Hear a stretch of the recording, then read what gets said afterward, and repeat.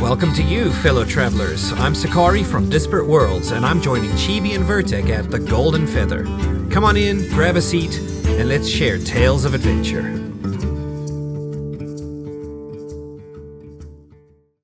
Hello, everybody. Welcome to the Golden Feather Tavern, where your hosts, Chibi and Vertek, discuss Ashes of Creation and important topics spoken about within the Ashes community. Every week, we invite you, the viewer, and a special guest or two to pull up a chair, grab a pint, and join the conversation with us. Today is the 12th of May, 2023, and we are on episode 168. We're calling this one Worlds Apart. One part of that reasoning is because we have Sechari with us from Disparate Worlds. And how are you today? Hello, yeah, good to join you guys. Worlds Apart is a very good title. That's the kind of thing Mox and I struggle for many hours trying to think of, so it works. We like to make puns with our guest names. Right. So it was that, and it's probably one of my favorite blackmail songs. So right, yeah, no kidding. So I see here that you've got these beautiful V-tube, looks, and I'm the one that they're having to look at my ugly mug. Oh, so no. Apologize to all your people before we get worst case scenario. Think about it, that there's always a silver lining, right? So the art on your camera is so much more realistic than ours. Okay, there you go. You got the realistic graphics. We're stuck in the cartoony way. Yeah, exactly. Yeah. Really realistic. My goodness. So they spent a whole lot longer. Tristan has a great question, by the way. What is Disparate Worlds? Okay, Disparate Worlds is where me and another guy, so he's in chat, his name is Moxus actually, but he's under our Disparate Worlds account, I guess. We are a YouTube show that got started, I want to say in 2020, I think October or thereabouts, end of the year. He was interested in covering Pantheon Rise of the Fallen because he's a big Pantheon fan, EverQuest player from way back in the day. I was interested in covering Ashes of Creation, of course, which I imagine is partly why we're here, right? And so we decided to come up with a show just kind of really comparing and contrasting the two, even though they're like complete apples and oranges. That was the idea, right? So we're on YouTube still trying to do that. I don't know how successful we're being, but it's an ongoing thing, Yeah. Hey, well, there you go. That works. So, you guys have a Twitter or a Twitch for Disparate Worlds? Yes. Well, yeah, I think it's Disparate Worlds on Twitch, but really, I'm not sure that we do much streaming at all yet. I imagine that'll come in the future, but really on YouTube is where we've done what live streams we've done. Okay. Vertek already updated it. Never mind. Yeah, we're at Disparate Worlds and everywhere, so if you want to find us on YouTube, that's the way to do it. Vertek went in there and did the sneaky thing where he added your handle so people can easily click to get to your oh, cool. Page, That's good to see. Sneaky. I try to sneak it in there so it's as obvious and easy to remember as possible. Yeah, fair. So you were talking about Pantheon. What brought you guys to Ashes? So I wanted to follow Ashes. It was really the game that I had been really looking forward to. I became aware of Ashes really, I think, during the Kickstarter. But you know how the launches of stuff go, and if it's crowdfunded, who knows if it's ever going to see the light of day. So I held off for a minute. That was my strategy. I'm not so sure it was so smart, because I kind of wish now that I look back that I had got into it a little sooner. But we started when we started. But, we have a lot of history, Mox and I especially, that we were content creators for Star Wars The Old Republic for a long time. I played that game probably for 11 years, right? So I'm so lightsabered out at this point, blastered out. I want something with swords and magic instead of lightsabers and the Force, so. Yeah, it's where I started my first content creator exposure at, was SOTOR. Really? I was gonna ask, what was that fan site that you're helping run? Oh, Tor Syndicate. Are you familiar with that, Sechari? Yes, I am actually. So that's really cool. Yeah. So Vertek, you looked very familiar when I moved over to the Ashes world and started looking around at content creators and what they were up to. I was like, Vertek, I'm sure I've seen that name somewhere. So now it makes much more sense.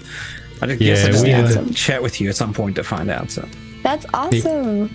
Yeah, absolutely. I love random connections like that. Small But world. yeah, we kind of ducked out like 6 months into the game launch because yeah, things went one direction. We were hoping it was going to go another. Right. And the PvP, they never made it competitive. PvE, they never made it actually competitive. So we said, okay, that's enough for us. Yeah. Well, I stuck around for 11 years. I put my time in, So, I mean, around that time, I think I took a break as well. And just spent some time away and then came back to the game and really got into it. And never stopped in all the time after that. So Nice. See, yeah, we all started partway through the beta phases. So we were covering it through all that and really active from that point on. But we I think we fell off quick and early after the launch. But before that, yeah, we were everywhere. We ended up doing a fan site face off at New York Comic Con. That was a whole lot of fun. Nice. Yeah. That was actually funny. Vertek and I were going through some of our stuff because we're moving, and he found his press pass from New York Comic Con. So that was really cool. Yeah, I was lucky enough to sneak in there with a press pass from doing the content creation. See if we can do it again once Ashes starts going to cons. That'd be cool, yeah. They agreed. So Bashi is asking why Ashes, auto-pathing and auto-battles aren't your thing? Right? No kidding. Yeah. No, I can auto-path myself, thank you. No, yeah. Auto run. Right, yeah.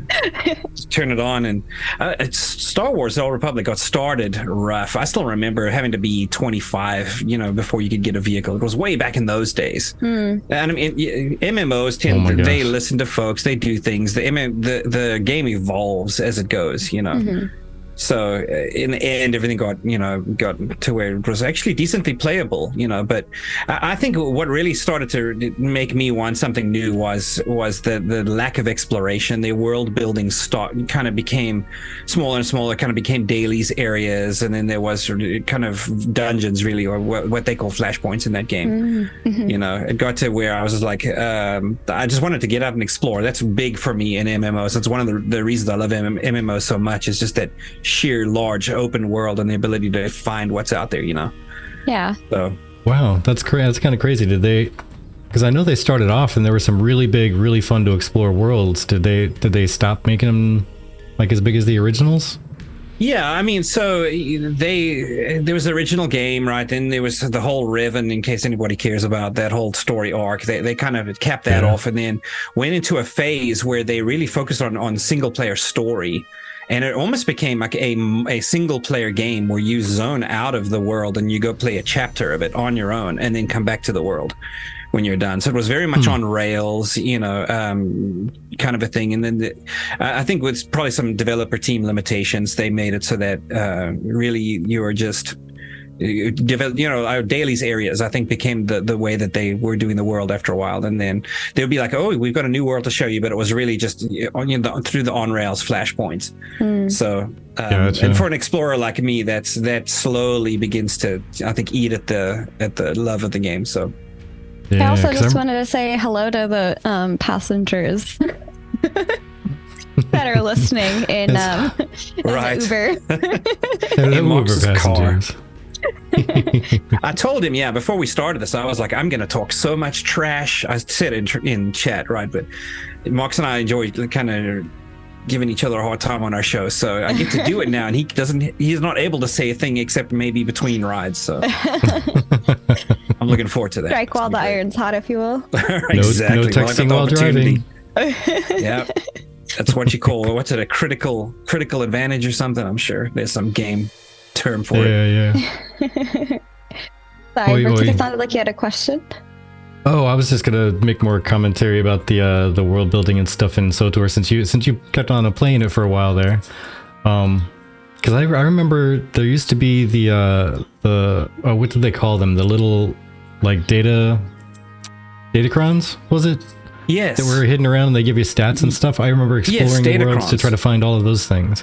Those were, I did that. Yeah, so it's, again, that was one of the things I really loved about world, the world there. So to explain to your viewers and listeners, though, on every planet that you would visit, they was really hard to reach nodes that you would have to go and climb, and a lot of times there was a lot of platforming, right? They're really tough, some of them, to get to them, and there were probably maybe 5 per planet that you would do, and they would each give you a permanent buff to stats.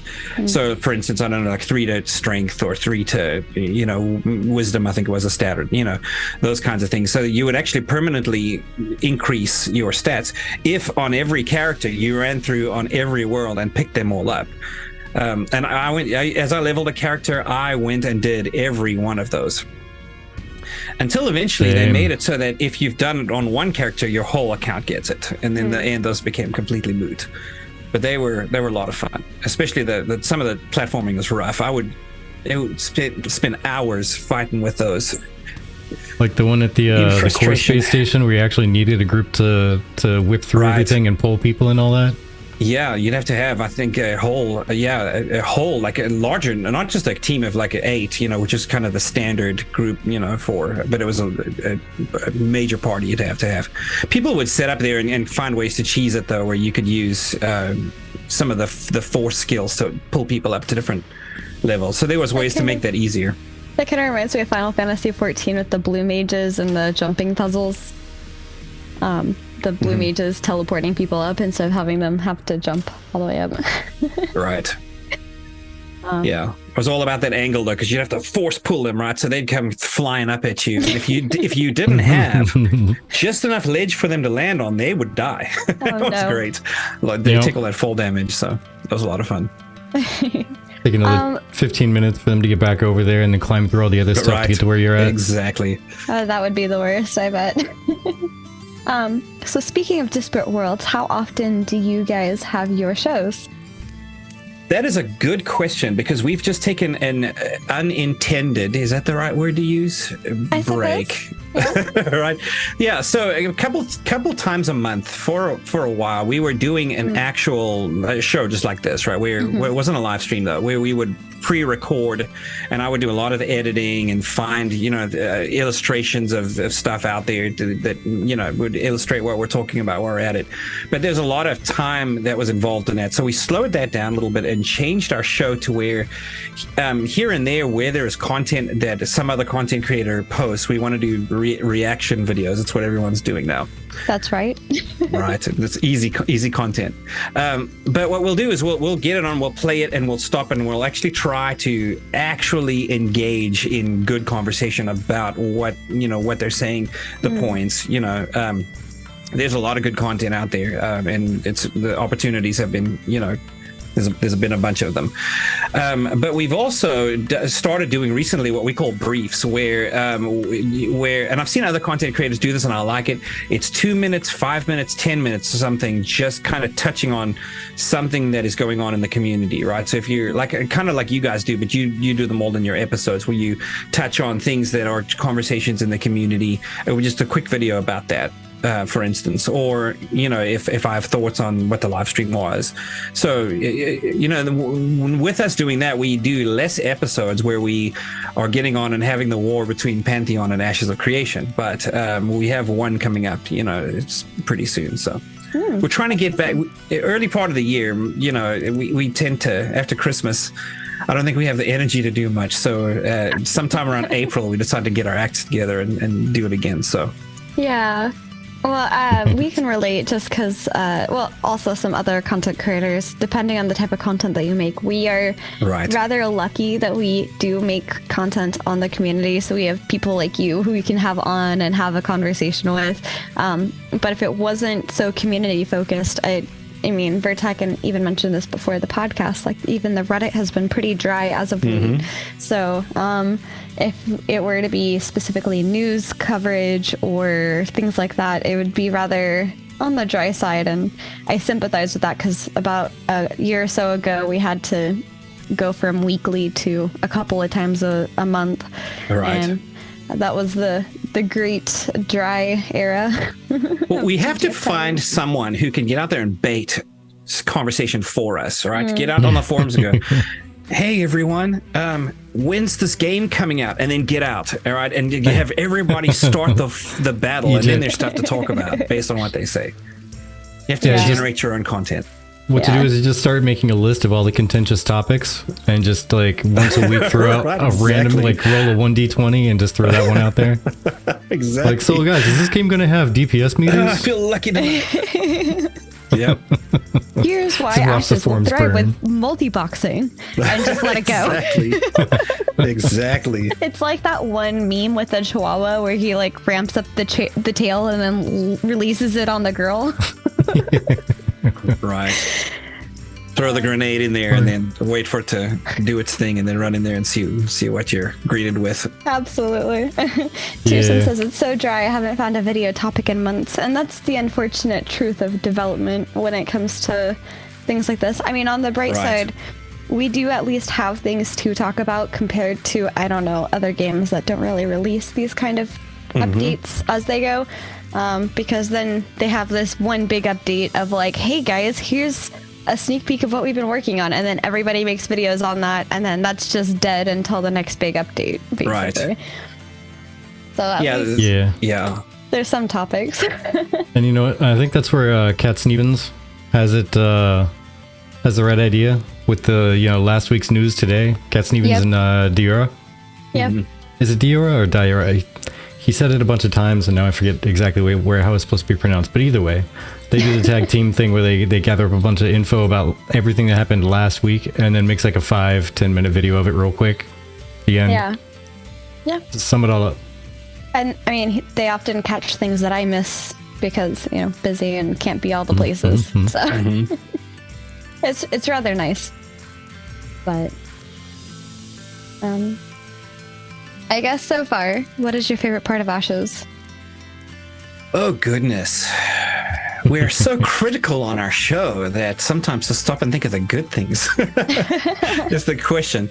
I know this is going to be this is probably like a really not that creative answer, but it really honestly is the truth with me. I think it's the nodes. The idea of nodes is the unique. I've not seen anyone else really, do something like that. Maybe there is someone out there, but I've not played it, But just the idea that you can have territories on the map competing against each other instead of factions. Right. And I really like that. You get into the game and go pick your faction. You go find your spot, right? Yeah. And it evolves over time. Like there may be the fall of the city, and that becomes a part of that server's history. Right, the great battle that we had on, I don't know, May the 12th, right, where that city fell and it became ruins, and the world had to rebuild itself. That is really cool, and I like that that every server is going to have its own unique history as a result of that kind of thing going on. So that's a part of the other reason why I was inspired by Worlds Apart. Like the specific explanation I gave was because today we're going to be talking about classes, combat, and crafting, and those are all Worlds Apart for themselves, in addition to each server being Worlds Apart because they're going to be their own worlds. So it was multifunctional. That's the really cool thing. There's going to be so much that's going to vary based on which server you're on. Like even literally the crafting. Because you're going to have to get crafting recipes from dungeons and raids, and depending on which one's open, is going to get you a different recipe and materials, right? Yeah. So there's going to be recipes that are only available on certain servers. Absolutely, and other servers are going to either miss out on those or not get those till later. Figure out how to get them, different things. That might be, now I think of it, and it just occurred to me, that might also be one of the driving factors on why Steven always says the server transfers and stuff aren't really going to be a thing. True. Yeah. Because people could hop from one server to another after they get, okay, this raid unlocked, it's got really cool stuff, I'm going to transfer over there, we're going to raid, we're going to get the stuff, and then come back. Yeah. I can imagine it being like Thanos, but for your gear. So if you haven't unlocked that raid on the other server, your stuff just kind of disappears. You show up one day and all of your clothes just turn into dust and float away. Exactly. That'd be great. You're left with nothing. And you'll like it. Oh, me, oh my. The memory of the other world slowly fades. Right. Ash. Could you imagine those legendary like one per server type items, if you forgot you had one on the character you're transferring over and somebody already has that on the other server. Oh goodness. Yeah. It's gone forever. Yeah. And then, hey, there's an opportunity though, right, for your original server. Someone else gets that item, so or at least has a shot at it, I guess. Yeah. True. I mean, that was like there was like a legendary item. Oh man. Yeah, that's actually a comment. The little bit of a comment I was going to have on one of our topics later. Ooh. We talk about the crafting and stuff and legendary items involved in that. Well, we'll save that topic for then. I suppose for now, let's just jump into the topic of classes and combat. So more of these are going to be from the forums. As we mentioned, the Reddit was rather dry this last week or two. And I don't know. With this most recent mage showcase on screen, somebody was talking about the mage's blink and the distance dependent on how long you're holding a key. What are your thoughts on that? Who are you asking? Yours. You're the guest. You always go first. Okay. All right. Because you know me, I've got plenty to say. Please do. So because I read that as well, and it sounds good when you don't think very much about it. But I think the more I think about it, the more I see challenges in that idea. Right? I get the desire to control the distance that you blink, and I like it. I like that idea. But basing it on how long I hold the key.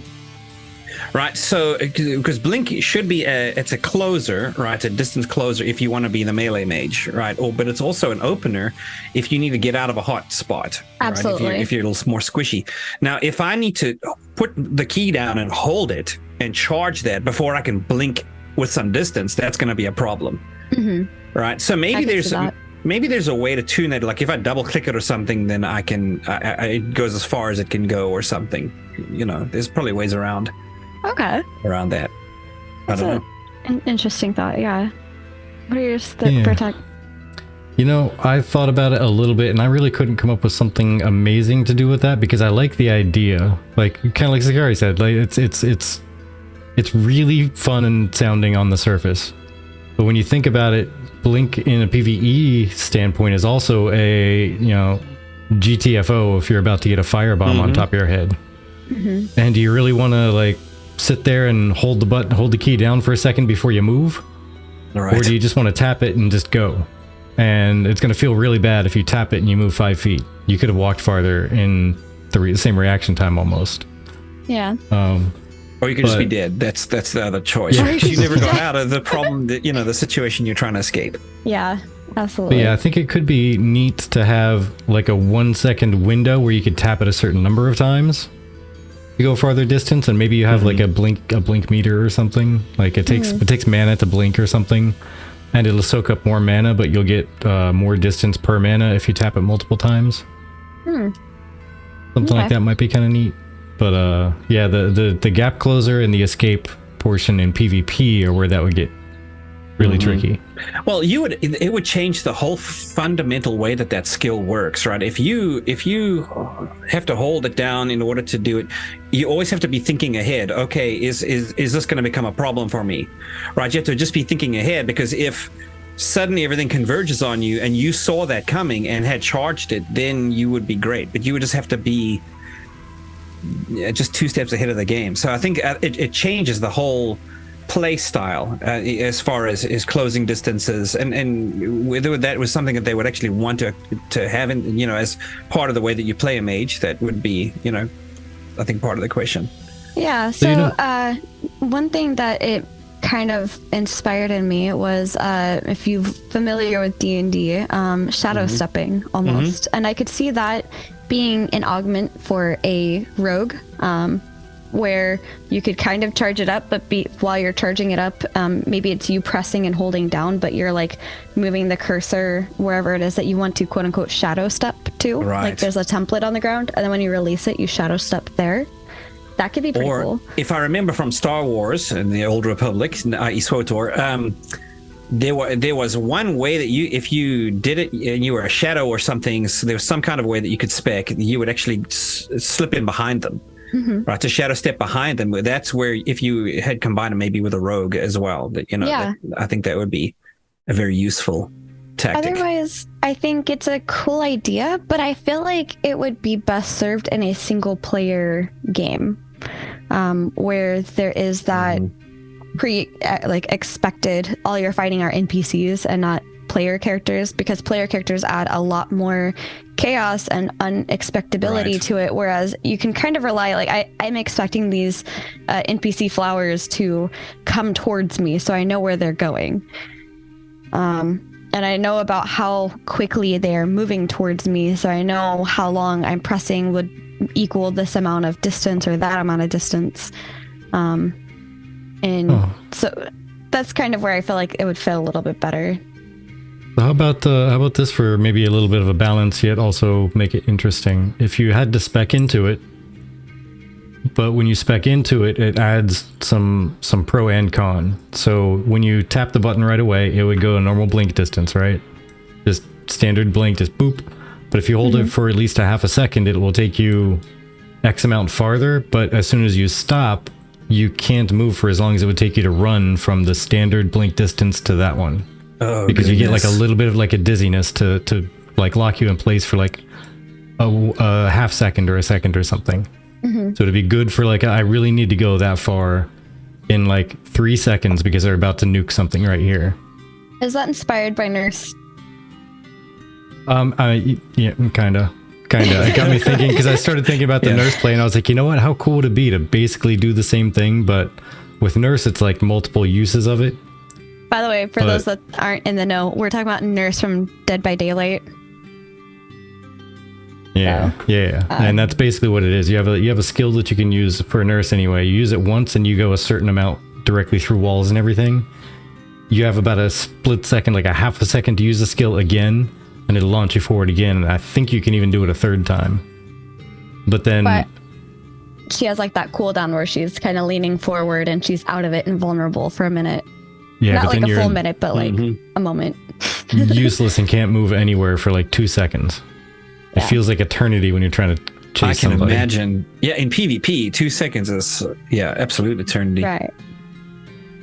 But and I think that's an aspect of it as well, right? Like I agree, you can outthink mobs pretty easily. You know, find a spot, you can tell where they're going to go. That's pathing, and once you kind of understand the way that the game paths and the way that things interact with the terrain, you're good to go, right? But PvP, it's different with it. Everything is so much more dynamic and so much more competitive, and chaotic is a good word.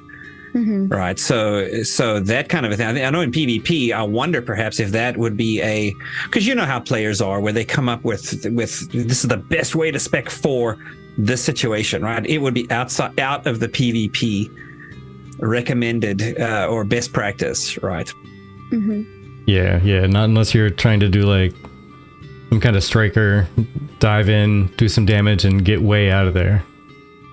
Right. Which, I mean, could be potentially a thing for a mage. You know, you bubble up, you blink in, you start doing your frost stuff to give them 10 stacks and freeze them, and then dip out with your super long blink. Yeah. Right. So Anzita says, I'll be okay with the teleport that instantly kills all my enemies in a 25-meter radius, but I pass out for 60 seconds. That sounds like a D&D skill right there. That's one of the legendary actions. Yeah, that's what we call a fully armored tank being launched via a catapult. Yeah. I want it. I guess that kind of brings me into talking about the types of combat, right? Like the tab, action, hybrid, direction, and how that plays into using your skills.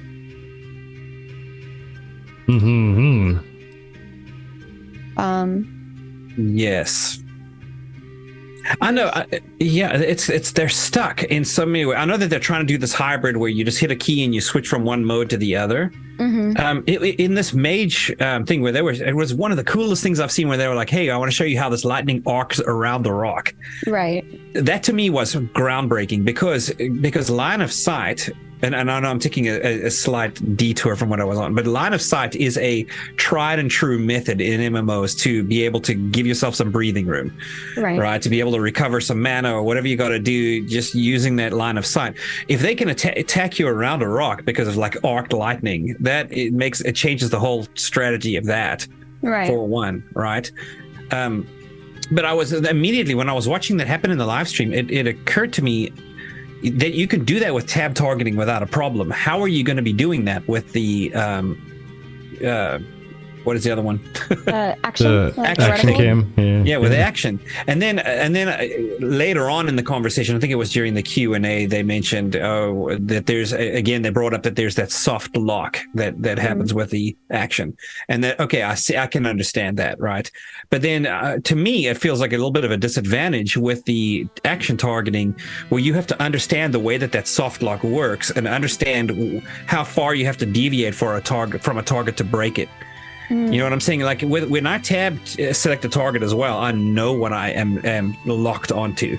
Compared to where I'm soft locking onto things, if you're in a massive PvP situation, for instance, some of the castle raids, for instance, and you're fighting a lot of people and you're hoping to hit that person there, but your soft lock is now moved to someone else and you don't know it, right?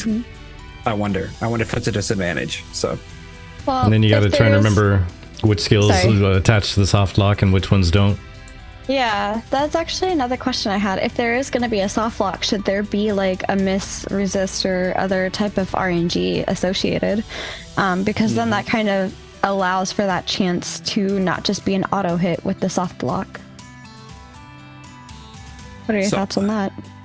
RNGs in this game? Yeah, I mean, there was a discussion topic on that idea, right? That, hey, you know, somebody's recommended, hey, there's an any. And I thought, no, that can't be true. And I went to the wiki myself, because that was what I did some research, believe it or not, and did not talk ignorantly about things as usual.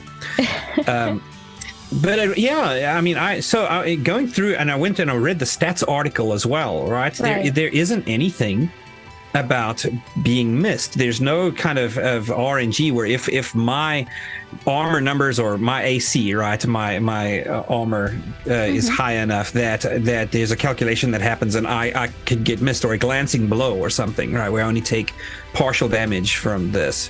I'm going to take the damage no matter what. And really what Ashes is set up to do is, how much mitigation do I have?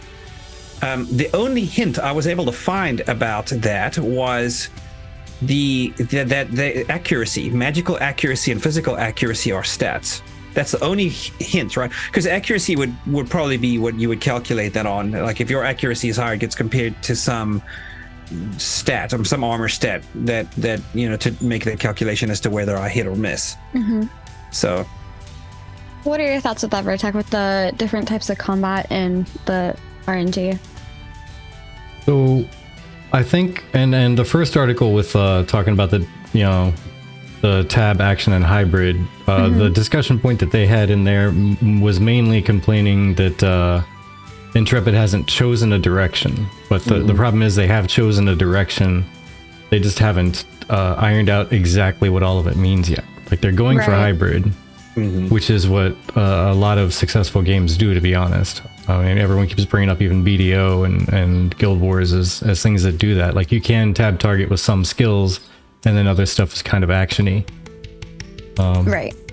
So that's not terrible. But yeah, I think if there's going to be a soft lock in the action cam mode, it should function like a tab target and have the hit miss whatever. I think so too. I am so torn with RNG in combat, because for one, I really don't like a lot of RNG. I like to kind of know what I'm going to be able to do, but at the same time, the RNG is what makes it a little bit more exciting from time to time. Well, if you think about Dungeons and Dragons, that's a huge RNG, because you're rolling a d20 to try to hit the target. And I mean, you have numbers to help you, but you still have a really large RNG where it has to be above whatever their AC is to be able to actually hit them. I just don't like there being a lot of RNG in combat. Like with everything's dependent on RNG, it bothers me. And when RNG gets really huge, there's ways to limit that, right? So like to have the RNG, but have it to not be a D20 that gets thrown. It's like it's more limited, right? Like imagine throwing a D6 D12 or D8, something like that. Yeah. But that was the thing that I was going to mention is since this game is based off of Steven's like homebrew, like I wonder how much they're going to try to emulate the homebrew capabilities. And with there being RNG in Pathfinder and Dungeons and Dragons, you know, I wonder if that will translate or if it does at all. Sir Ensington says, I don't mind RNGs. Even in real life, sometimes you miss the target. It's realistic. Right. Yeah, see, that's where I'm kind of stuck because I don't hate RNG. I hate when there's too much of it to where everything is so dependent on it and you have to absolutely stack like all your stats into accuracy to make sure you hit something, but now you're never going to crit and things are going to resist your attacks and stuff like you're not going to be able to block much that's coming at you. You're designated like you're going to hit no matter what, but everything else is up to chance. Yeah. Under 1,000 feet, I do not miss, sir. Right. It does lend a little bit of weight to the healers, right? If you know everyone is always going to be taking damage, you're a little bit more necessary now. Whereas the higher that RNG is, the less damage, right? So you're kind of a little bit limited. So I think you necessitate your healers a little bit more, or you shift some of the burden of mitigating overall incoming damage. But obviously the team is the tank or whoever's absorbing some of that. I mean, imagine it's regular gear, right? Probably the more, the heavier the gear, the more it would mitigate. But at least, you know, at least if everyone's taking damage, I think it makes your cleric more necessary. So. Yeah, let's continue on that vein of topic though, with the healing class. And there's a couple that are here. It's like for one is what makes a compelling healer class, and I think it kind of depends on your playstyle. What makes it compelling? There's a reason why Final Fantasy XIV has at least 3 or 4 different kinds. Right. And I think each type of healer has their own draws. Like, for example, I currently in Classic play a Resto Shaman, where I not only buff the party, but I also help protect the party with my totems, and then I heal them as well. So like that is kind of like the support / healing together. But you know, I think that's the benefit of having secondary archetypes is you take the one cleric class and you divide it into 8 subclasses with different playstyles, if you will. Right. Or different colors, right? I don't think it's necessarily going to be that hugely different. I think it's going to it's going to color things. Right. That's about the best word I can come up with for that. Yeah. Yeah, I'm hoping that it's going to actually have a really good solid variety feel to it. Like it's going to feel like not necessarily a different class, but like and let's just keep comparing to World of Warcraft. Like with a priest in World of Warcraft, it's like comparing a disciplined priest versus a holy priest. Right. Those some of the skills. Yeah, but some of the skills are the exact same, and some other ones are different enough that it really feels like almost a different class, but it's really not, because it's still the same base class. But their playstyle is vastly different, right? Like the Disc Priest has the thank you, Vashi, for the hydrate. Thank you. Hydrate away. So like the Disc Priest has the shields that they put up, and then they do damage to heal, right? Versus the Holy Priest, which just does flat healing instead of so much of the barriers. The barriers are more than to like mitigate some of the damage rather than heal. And I think, like, as somebody who preferred Holy Priest over Disc Priest, like, I feel like that was a big difference for me. I was more drawn to Holy Priest because it was something that was more my playstyle, whereas I just could not wrap my brain around putting a bunch of like shields on people and then trying to heal them while damaging, and it felt like counterintuitive. I'm like, my natural instinct was to heal them with like a healing spell, But to heal them, I need to do damage, and that's actually what the base cleric feels like to me.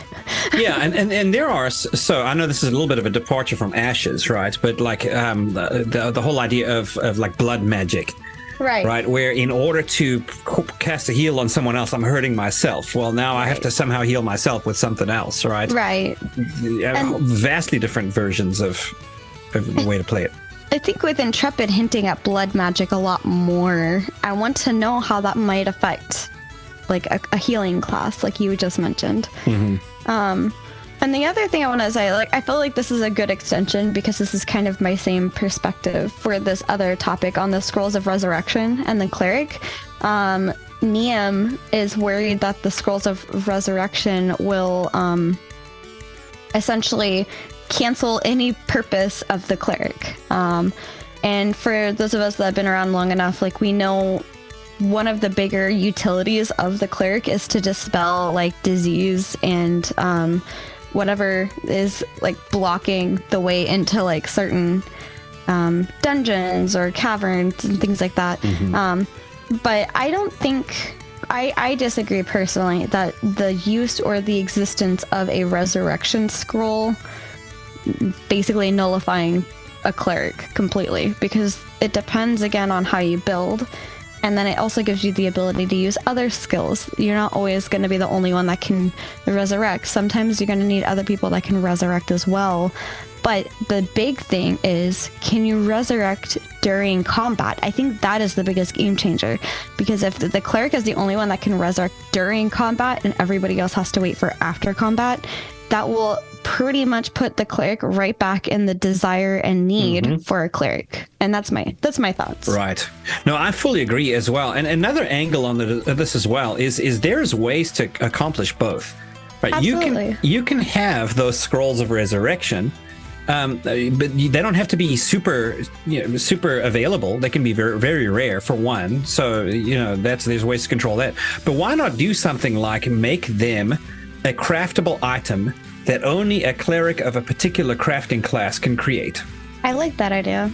Right, so you imbue it with your own cleric magic, right? That only you have is the ability to do that. So there you go. Now, and maybe that's some business that a cleric could go into.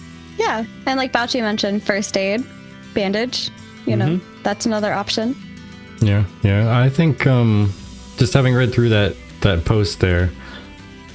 There's a few things I could say about the entire discussion as a whole, but all I gotta say is Scrolls of Resurrection are not going to destroy the shine of having a cleric in your party. Oh, absolutely not. I agree. Excuse me. There's plenty of games that have items and whatnot that can do the same thing as another class, but you still want to have that class, if nothing else, because it saves your gold. You don't have to spend money on these items. Well, I mean, it saves your gold, and a cleric should be able to heal better than any self-healing can be, which is something else they mentioned, right? Yeah, and that's something that down the line through this conversation, somebody else even said, like, there's no way it's going to completely get rid of clerics because you need a healer with you, or else how are you going to heal up during the battle? Right. You're not going to outlast anything, and I believe it was that same person, the OP, that came back and basically said that a game should never balance itself around requiring a certain class.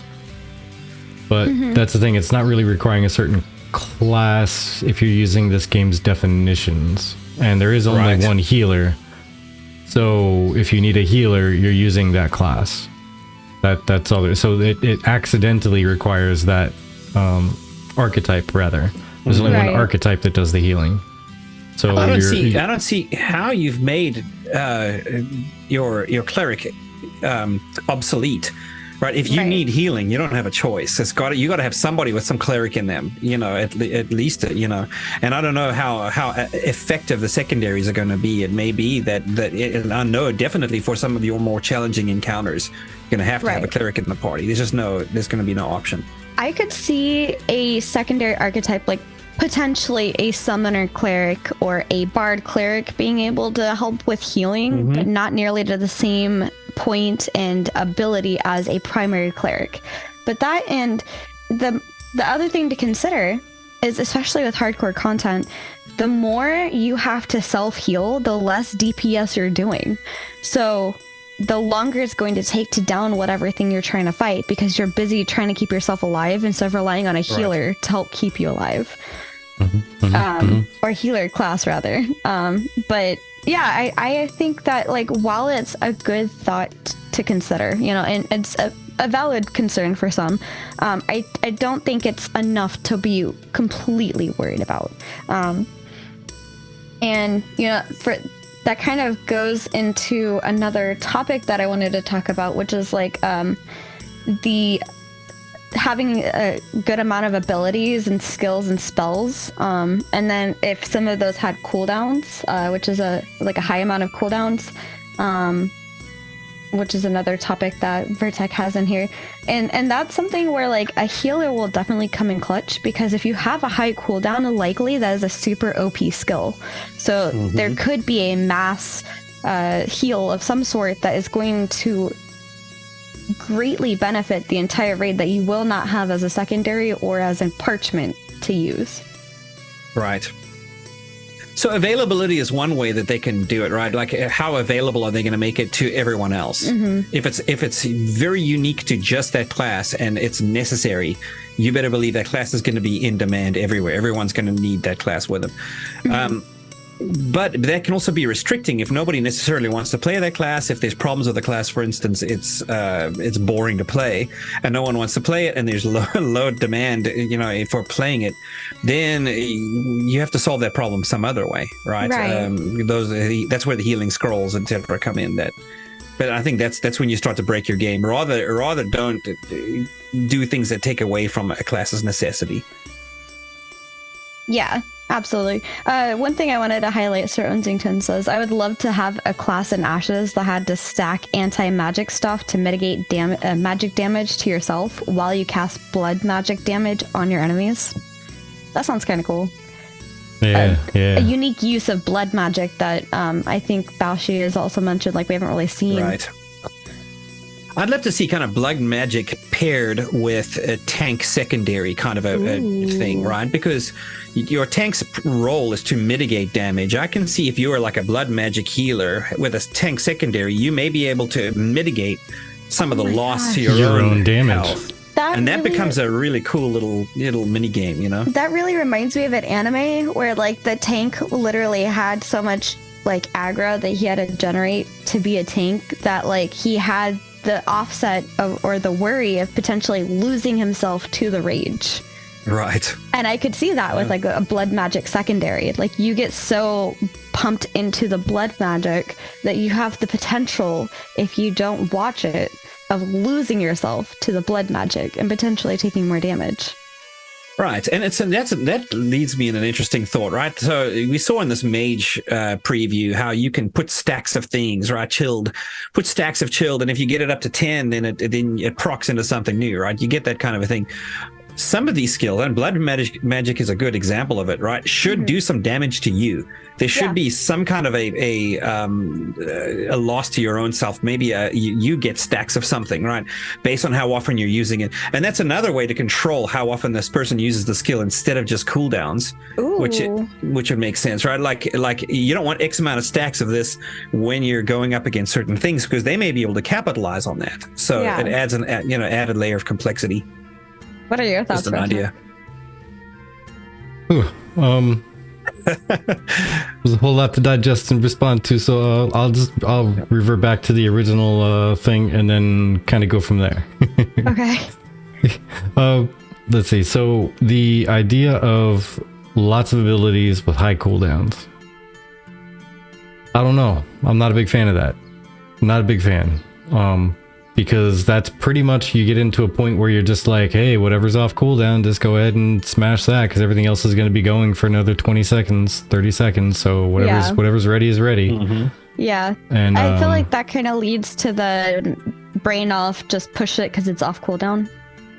Right, yeah, exactly. It's the only one that's available, right? Yeah. Push the button.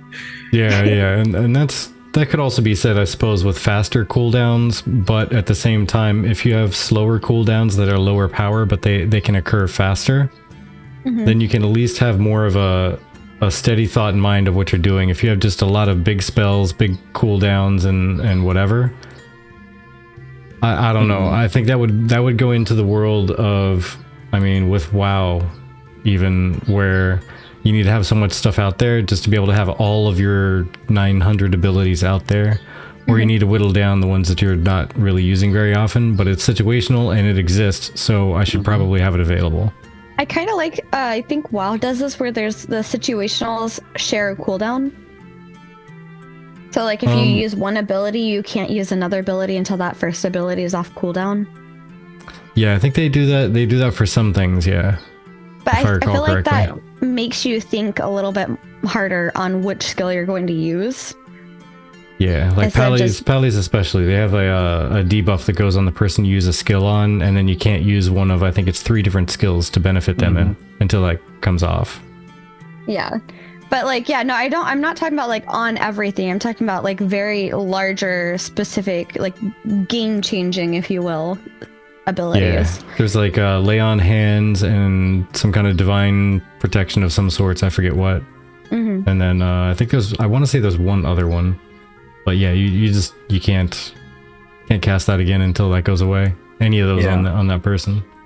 But in my opinion, you know, we touched a moment ago on what makes a healer class something engaging, right? Like just for healer. But I think that is something that we should be asking of every class. Right. There should be a mini game associated within playing that class, and you have to, in order to really master that class, you have to be really good at that mini game. I know, like, for instance, a lot of casters, it's about mana management, right? Like you can't just sit out there and spam all of the stuff. Right. Part of it is managing your resource. And I think all classes have to do that. You know, there's the typical fighter has to generate rage or something, right? We've seen that in other games as well. But it's that mini game that you have to play, right? With, like, again, Blood Magic, it's about giving yourself keeping your own life up. Right. And I think when people hear a mini game, they think of like literally a game within a game within a game. Yeah, it's but it's not always that. Right. Yeah. It's more like, how do I get the most out of my mana without losing all my mana quickly? Yeah, and I think the making a healer engaging and compelling is really about giving different play styles to the different healers and allowing them to react to the same situation in different ways. Absolutely. And giving them multiple options so that they can react differently in all the different situations. And like you were saying, Sechari, the mana management is a thing. So you need to give some really big, powerful heals that cost a boatload of mana, and they're very inefficient, but they're life-saving. Right. And then a bunch of very mana efficient, but they're quick and they're tiny. So the global cooldown alone will keep you from keeping somebody alive, which is spamming that. Right. That's kind of what I was gonna say in response to like what direction you were going initially. Is like, for me, the ideal isn't one or the other; it's a mixture. Yeah, make it interesting. Make it so that you always have something preventative. You always have something that's reactive. And maybe you have a class that's more of one. Also have something available. I think it matters as well, right? So I do know that there's the typical left click spam skill that's just your basic damage. You know, you got that to fill the gap if you need it. But on my skill bar, there should be enough skills and enough breadth between them that if I need to throw a skill, I've got something available, even if all other stuff is on cooldown.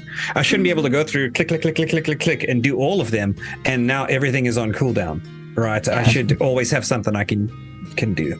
You know what that brings up? Speaking of having an auto click, that brings up a design that I'm surprised more games have not taken advantage of when it comes to healers. Is DPS and tanks have an auto attack that does damage and generates threat. I have only seen one game that has an auto attack that heals. It's very tiny, but it's something you can do when you're just trying to conserve mana, or somebody's just barely surviving and you just got to get something to them because you're out of mana, or you just want to top them off. But that's like Star Wars. Sotor, the bounty hunter, I believe you could sit there and auto attack your friends and it would shoot little like Healy. It wouldn't be amazing, but it was like a little bit. Yeah. Unless I'm misremembering that. But I've always recalled since playing that game that was the one that I thought I remember there being auto attacks, and it makes sense if you're a caster and you can make thunderbolts, lightning, and icicles come out of a wand. Why can you not have some healing thing come out of there just as a little bit of a, boop, boop, just little boopy heals. That's it. Little auto attacks. Yeah. Yeah. Boop heals. Boop heals. I like it. And the conversation on cooldowns kind of brings me to the final for the combat section, which is the 30-second cooldown. And the sleep being OP. Oh, yeah. Yes. I don't know. Yeah, go ahead, Vertek. Yeah. I might be in the minority with this one. I don't think the mage sleep is too OP because damage still breaks it. So unless he literally sleeps your entire group and he's trying to escape, it's not really OP in my mind. Because I could see that. It probably has a timer on it.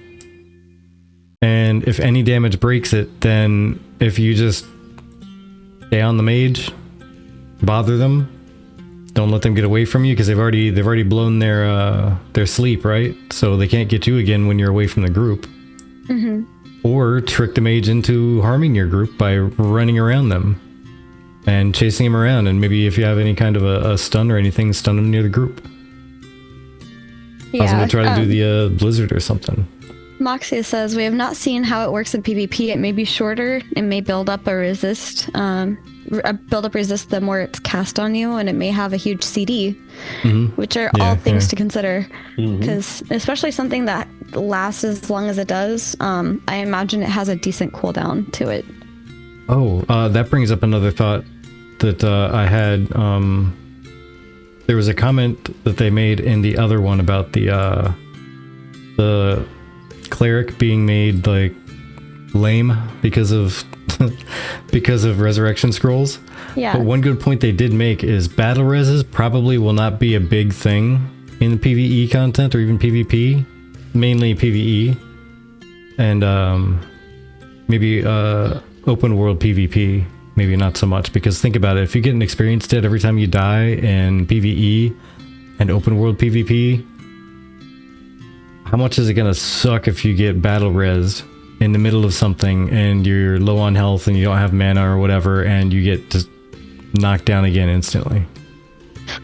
May or may not happen to me often. Exactly. I was going to say the same thing. Been there, done that. That's for sure. They would really need to revamp that so it brings you back with full health and mana so that you don't just get dead instantly. But I feel like games need to have done something like that anyway, just because it does feel a little cheap on the end of like being rezzed. Like as a shaman being rezzed in the middle of a fight, I'm already super low on mana, and so I'm not going to be able to really regain that mana very efficiently or very easily to kind of be a help. Sometimes it feels like. Whereas, like, at least your health is regained a fair amount, usually. But again, a poor timed res equals immediate death. Well, so I've seen games say to you who has been rezzed, you've been battle rezzed, do you accept? Yeah. And that gives you the option to say, yes, I want to resurrect now. And maybe your timing is bad. So they give you the option to get up now. Yeah. And if you get up and get knocked right back down, then, well, you can't really blame your healer. Right. Right. Take some of the pressure off the healer. So I think is a good thing. There's also the some of the cases where it has knocked me down right away is like where whatever mob decided to turn towards the direction I was rezzing in, like last second. Yeah. And then that's the unfortunate RNG of everything. Mainly because we've been going through Ulduar, and some of those mobs do not really care which direction. They just kind of go on people. But that kind of, if you're talking, I don't hear you. I was more laughing than anything, but yeah, Gowood says at least shamans don't have any sort of self-res, so they'll die in 0.1 seconds after they get back up. And just I don't know the amount of times. Yeah, exactly. The amount of times I've heard a shaman go, "Okay, I'm gonna onk." Okay, I onked and I'm dead again. Yep, and that was your only Ankh, and you don't get to Ankh until the next boss. Yep. But that kind of brings me to the idea of dual wielding. And this is kind of something cool that I heard of from one of the rogues in Classic, right? Where they had 2 different daggers, and they're like, oh, I had my daggers in the wrong hand. And I didn't even know that mattered, to be honest, but I've never played a rogue. And I thought it'd be really cool to have something like the dual wielding weapons, and the different crafting types of things that you can do with that. But kind of also going back, what if you had 2, you're able to dual wield wands, and you had 1 wand that did heals and 1 wand that did damage? Hey, there we go. That'd be kind of cool. Be almost like a what was her name? The sniper lady, was that Sarah? Something like that? From Overwatch. Oh, are you talking about like 1 shot, 1 kill? That girl? No, Farah's mother, with the sniper rifle that could heal people. Anna, yeah. That was it. Excellent. Yeah. Anna. Yeah. Anna. I don't know. I had a very different sniper in mind when you said the sniper girl. Yeah, Widowmaker. Okay, oh yeah, exactly. I only think of Widowmaker. She doesn't heal people very well. She doesn't heal people very well.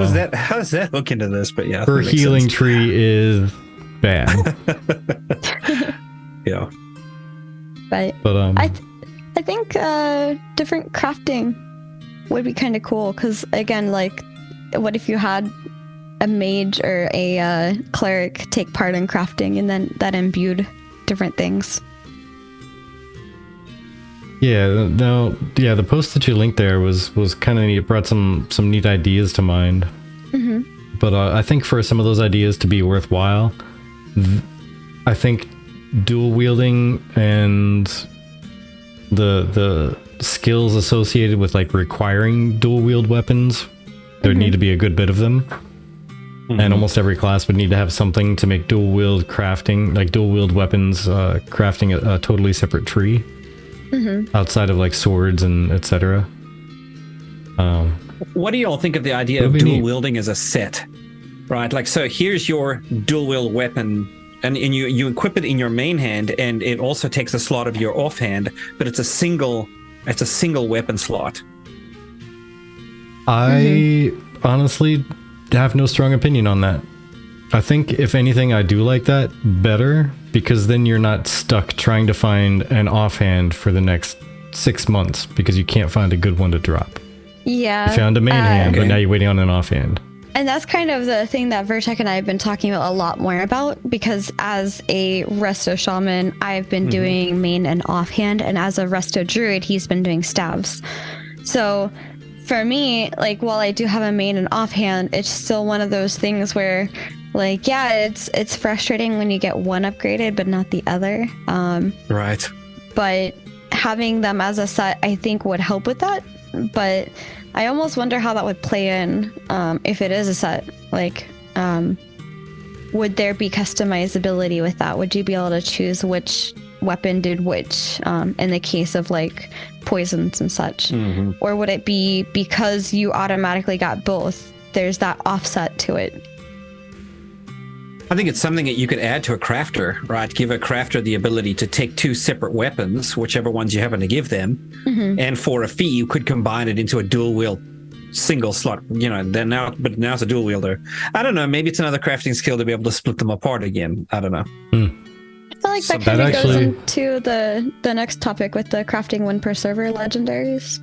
Yeah, rares. Just to toss a last comment on that, like that idea right there, splitting or combining for the dual wield. Mm-hmm. I think that right there would be enough reason to have it be a whole separate tree to be able to spec into, creating a dual wield set and combining the stats from each to make a dual wield set. Yeah, hey, sorry, I just put the link in there, but the bot decided to override it.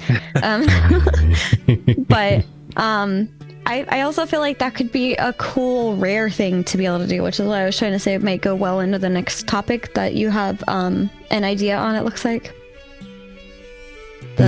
Should there be a set period of inactive time? Yeah, this one was really interesting to think about. And the reason I say that is because legendaries, right? Like the real big badass legendaries that are gonna like glow and like summon down stars from the sky to demolish in cities. I mean, they're not really gonna do that, but just saying. The really rare stuff. You don't know that. Maybe they do. Actually, that's fair. Yeah. Well, we don't know. But the really rare legendaries that are going to be like 1 or 2 per server or something. This person said, should there be like a set period of inactive time for a character or player to go through, or an account even to go through, before they just totally nuke that out of your inventory and make it available for somebody else to find?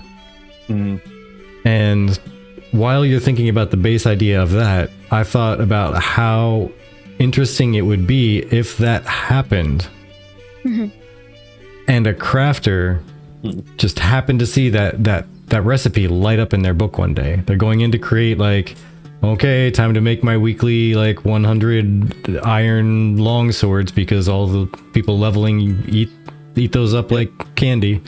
And they open up their recipe book, and like the legendary sword of oblivion is lit up and ready to be crafted. How much like a lottery would that feel like? Just because somebody just decided to chill and like go on vacation for a month. Yeah. So I like that idea of a crafting recipe that has its own magic to it, right? It's its own, and maybe 1 per server of a specific one recipe, right? That just randomly goes from one crafter to another. At a given time interval, right? And just zip. And if you happen to be on at the time that whatever, you can craft that item. And maybe it lasts for, a month or something and then disappears. It's like, and you don't see it again for 6 months. And then the recipe starts to show up again. I think that would be a really cool idea. Yeah, I agree. I'm interested in knowing how exactly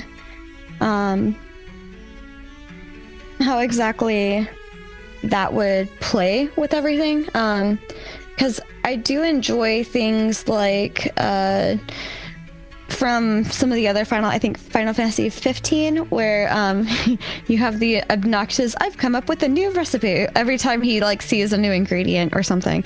But I do like the idea of also being able to observe the things around you and perhaps have that quote unquote inactive time where your character kind of comes up with a new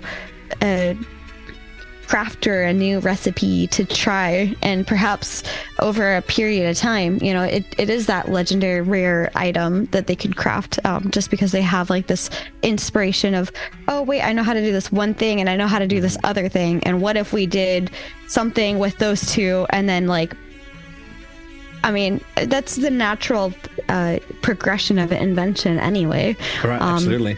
You take one thing and you go, what if I attached it to that? And you just try it.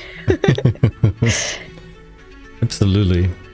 But yeah, so to the original part of that, just because I went off on the topic of if crafting and a legendary disappears off a server, and suddenly every crafter's legendary book when they open up their recipes, if they have the legendary recipe, it'll just light up and it'll be like a who can craft it faster thing. Yeah. It's ready. Oh my gosh, somebody lost it. But the logistics behind putting something like that, it would have to end up being like a 6-month timer or something of inactivity on the player or character. Yeah. Because then, sure, if they're off for like 6 months, then I mean, it's almost not as good a weapon because there's almost better things out there by then. Maybe they've released a new tier or 2 of content. Who knows? But also, that will give people time enough who, I mean, let's face it, there are, believe it or not, there's people that play these games, right? They're not all bots? And what? The people behind the screen sometimes have things where they're like, you know what, for the next month or 2, the game is not my most important thing. I'm going to let the subscription lapse, or I'm just going to chill, back off on it. I got to take care of this stuff. I got to study for this test or whatever it is. A new position at work, got to study on the job. And if you make it like 2 weeks or a month of inactivity, then suddenly you now have dailies added to the game of log in, open my bag, it's still there. Okay. Log in, open my bag, it's still there every single day. Yeah. But that'll give people time enough to retouch with reality and outside the game real quick, and then get back and still have the legendary they worked so hard to get. Right. Yeah. Well, I wonder perhaps if so you had to be really sweaty in this game in order to get the legendary to begin with. Well, some of them, right? I imagine not all of them, but like, let's say you've worked really hard and you've been working on this one boss and you've been playing every day. How likely is it that you're finally going to achieve that and maybe use it for a little while and then something's going to come up? I think if you've got the time to be sweaty enough to get it, maybe you should be sweaty enough to keep it. I wonder. I know a lot of people would think, okay, well, 6 months is about a time, a good timer. If I have the one sword on the server and I go inactive and it's 6 months, then now it becomes available for somebody else to claim somehow, whatever that way would have been. Right, that makes sense, but 6 months seems a little long to me. But I get the counter argument, right? The counter argument is, hey, I mean, life is life, and you never know what you're going to run up against, and maybe, I don't know. Yeah, maybe 3 months might be all right, but I just really wanted to get across that it should be a long time. It shouldn't be like a couple weeks or like a single month, because even if you look at the community helper person, they worked really hard. They got like close to world first or even world first doing this thing, and they got all the stuff to craft the legendary, and they beat the raid, and then they beat the next raid, and then they've been carrying people through the same raids that they just destroyed and got the legendary for.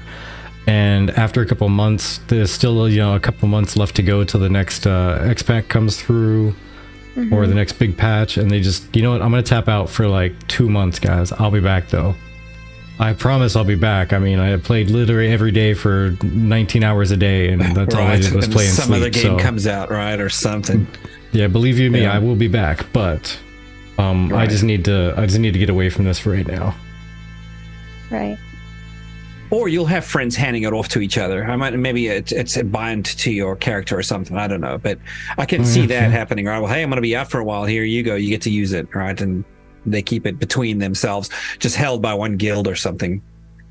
Maybe. Yeah. The ice cream cone wand. Right. It's making you mix ice cream twice a day. Superfood buff. Yeah. Read it well.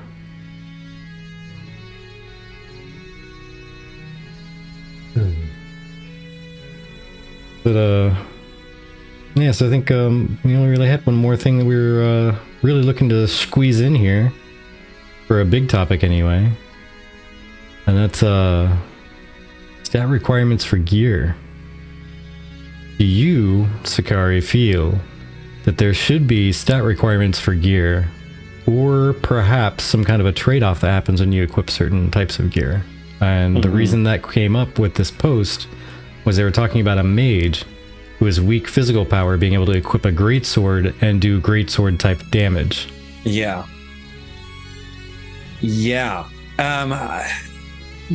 So yeah, when I watched the last live stream, it hit me too. I imagine it hit a lot of people. It just doesn't look right to see a mage pull out a greatsword and to be able to zap into combat and be swinging that thing with very much the same ferocity, right, of a tank or I don't know who else, some kind of a fighter.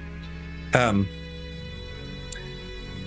I think I like the idea of obviously your attack should be the larger the weapon, the slower your attack speed should be, right?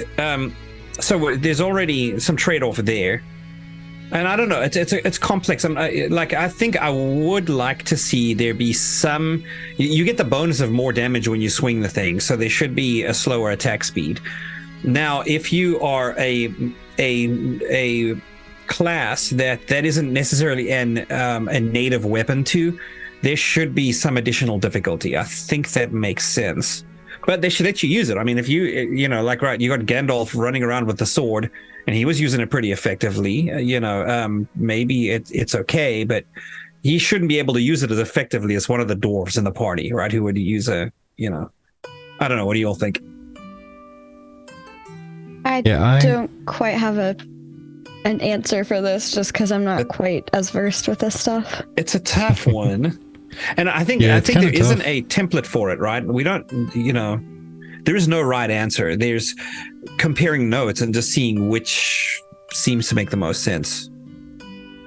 So. Yeah, I think so this is not a perfect solution because there's already a big hole that I can poke into it just thinking about this through today only, but I think having some form of a like a power amplification on the weapons where, let's say, the greatsword is going to do like 3 times your strength value in damage. So you can equip it as a mage, no problem, but you're not going to do very much physical damage with that sword. From a mage point of view, you're going to get your damage from the magical imbuement that's on there, which is going to amplify off of your intellect or your magic damage, whatever the stat is. Right. So you could swing it around. Yeah. And it's going to do like featherweight damage from the blade itself, but the magic around it is going to really cause the damage. Right. Now the problem is, where do you get the additional strength and stuff from it?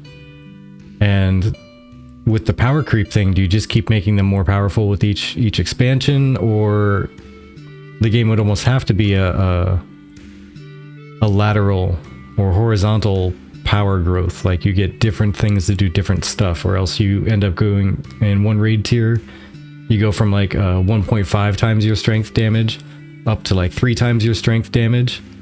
And then when the next raid tier hits, do you upgrade to the other swords with the next raid tier if it's a vertical power growth?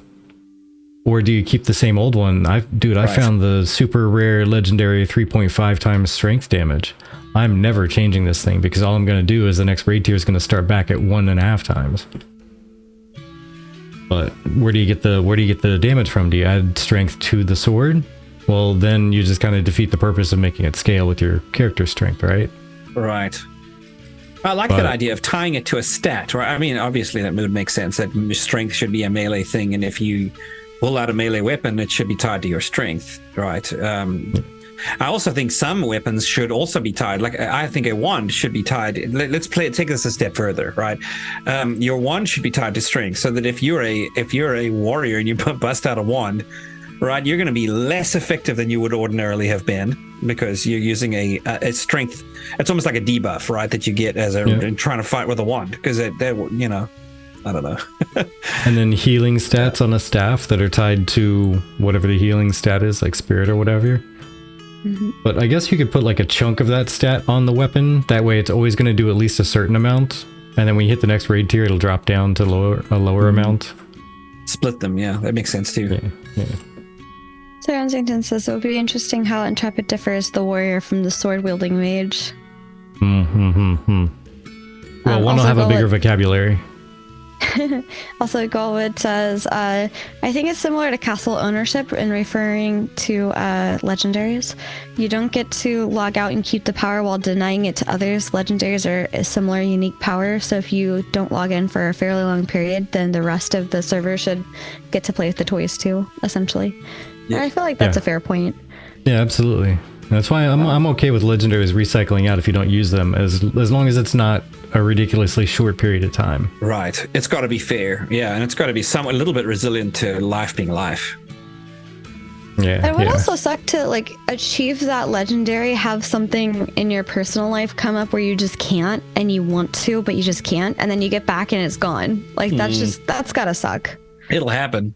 Oh yeah, I'm sure. No, after all that work, I've lost it again. Yeah.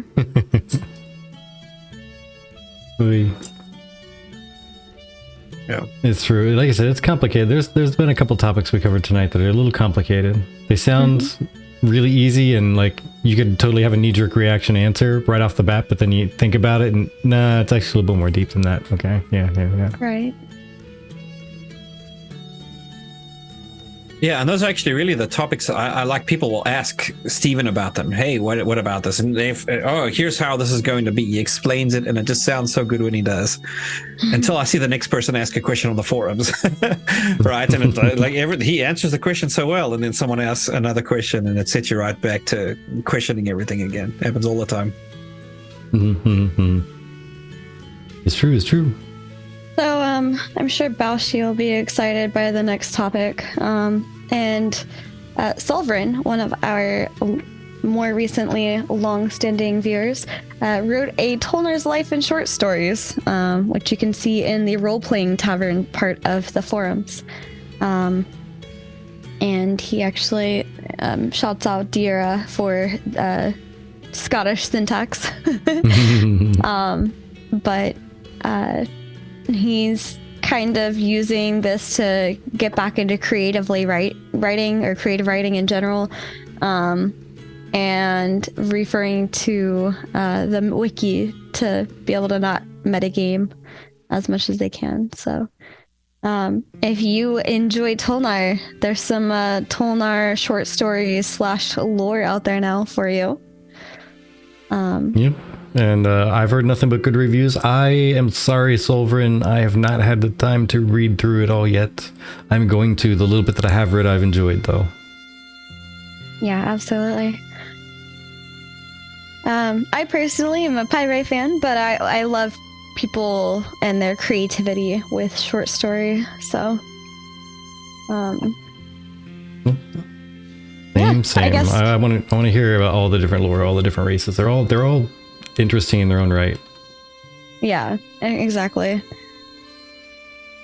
I think probably the only three I'm not crazy psyched up to hear a lot about, and Thoglu's gonna hate me, is the the mountain dwarf and the imperial elf and the standard humans, because we've seen all three of those in everything. Now there are going to be differences, at least from the standard and typical, but I don't think, to me, they're as big a difference as all the other races and sub races and whatnot.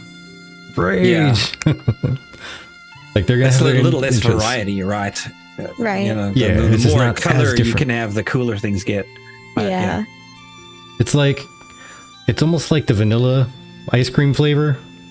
Like, it's good, don't get me wrong, it's always a good standby, and it's always going to be there for you, and you're always going to know it's going to be vanilla, and it's going to be amazing. Yeah. And maybe they add just a little bit of extra something in there, like some cinnamon. You get cinnamon vanilla. Interesting. Yeah, or somewhat. nuts Spice it up a maybe, little bit. right? Yeah. Yeah, but it's definitely not like Rocky Road. Great. Now I want ice cream. Why'd you gotta do Right. that? See what I have to deal with, you guys. But I guess as the last thing to toss out here is a quick mention, because I think we're going to start wrapping up here shortly, is here's a post also from Solverin, Neck Road to Bejeebus, because I think this post was from something like a couple years ago. I think And so. somebody, oh yeah, it was a year ago, almost exactly, from July 2022, and somebody just brought it out of the dead a couple days ago. And I was just kind of fantasizing and thinking about what Tolnar architecture would look like. I'm curious to see. It's Rocky Road. That makes sense. That makes good sense. It does actually. One final thing I wanted to note before we wrap up, and Sechari has been such a great guest for us this week. We will be holding our other streams until after the move. We'll be doing our last podcast on the 26th. So Snackers, if you're listening to this later, congratulations, you win. Vertec and I would consider taking off the 26th and the first week of June, which I think would be the second for that Friday. But instead, we decided to take the first 2 weeks off of June, and we'll return June 16th rather than June 9th. Just as a heads up, we will be making a post on this, and we'll have it displayed for everybody to see. But we just wanted to alert you that we will be covering this month's live stream, and we will not miss it. And we will, however, be off the 2 weeks following due to the movement and needing time to set up our stuff. So Yeah. Between now and then, though, just to double reiterate, we won't be doing the Saturday or Sunday or Monday streams. correct. We're going to be focused fully on packing everything up and getting it all ready. So we're only going to be here on the Fridays. Absolutely. But I guess with that, it's time to get into the wrap-up part of our podcast.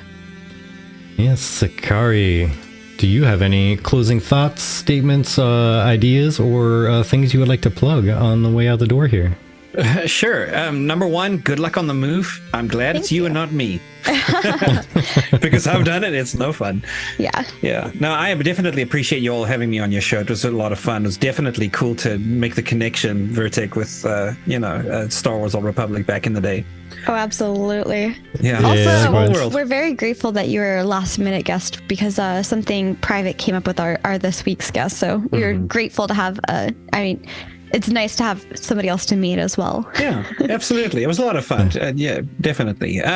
For plugs, just Disparate Worlds. You can find us on all of the social media at Disparate Worlds. It's that easy. And thank you to all of the Uber writers who have been tormented without listening to our podcast. Right. Those poor souls. But yes. Oh, sorry. Go ahead. Nope. No, you. All you. No, you. All you. All right. Well, thank you everybody for hanging out with us and spending your time here and contributing towards conversation. As always, that is time that you spent here. It was the most valuable currency you had in your pockets, and you dropped it in our little tip bin, and we appreciate it greatly. Also, we don't do refunds because it would be a little bit difficult. We don't keep change. Very nice. But yeah, so thank you so much, and thank you again, Sechari. I know Chibi already said it, but thank you for stopping by and being a last minute guest there. Like I said, we did have somebody scheduled up, but they had some things come up, and you popped up and dove right in. So much appreciated. Happy to help. Absolutely. And I have a raid queued up because nobody has guided the raid. We're raiding Main Quest, who's playing Diablo 4, for those of you that are super into that. That's this weekend. And for those of you that don't know, he is a part of Lineker's guild, who we had on recently. So I want to kind of give them some love because I don't really get to raid that guild very often. So who knows? Maybe one day we'll raid into Disparate Worlds. That'd be fun. Yes. Assuming we're live, that's the have to. Assuming you're live, absolutely. Right? We need to figure that out at some point, but we will. All right. Well, everybody, you take care, and till we see you again, have yourselves a fantastic time.